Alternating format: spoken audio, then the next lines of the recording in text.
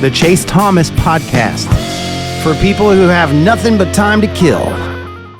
I mean, many are saying that once Virginia I'm sure Tech... Crimson Chase would love Josh Heupel to go to Virginia Tech. Get him out of Tennessee. What a pod.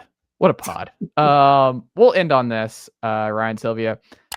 Ruby Whitehorn dismissed from the Lady Vols this week.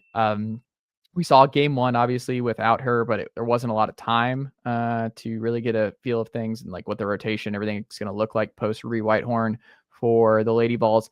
How much does her departure change their ceiling this year, in your opinion? And how does Kim adjust the rotation without her now that she's going to have some more time and just knows that like she's not a part of it and I gotta adjust? I don't think it'll be a change in the rotation as far as like, all right, this person who's playing 3, 4, 5 minutes is playing 15 to 18 minutes now. I think it'll just kind of be a little bit more across the board. Maybe you get a little bit bigger of a role for one of the freshmen, Denia Prawl or Maya Paldo.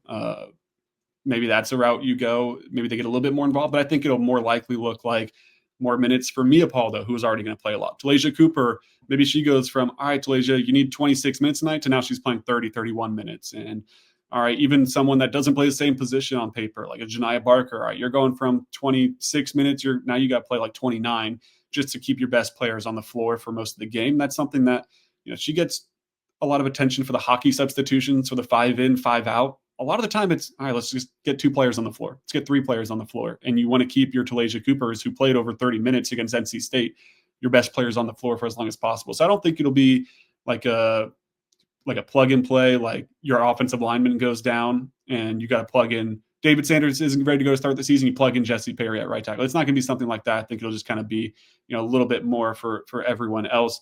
As far as the ceiling, I mean, are they a worse team without Ruby Whitehorn? Yeah, she was a really good player. She was in year 2. She brought the experience. She's was a great scorer at all 3 levels. Is it going to be a situation where their ceiling falls out and, man, this was a Final Four team before, now it's not? I don't think so. I think anything they want to accomplish, which would be a Final Four and then beyond, is still on the table for them. They're still really talented.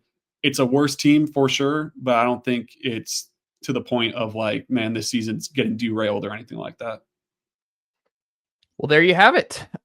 Jack Foster. Nicely done, nephew. The Chase Thomas Podcast. Hell yeah.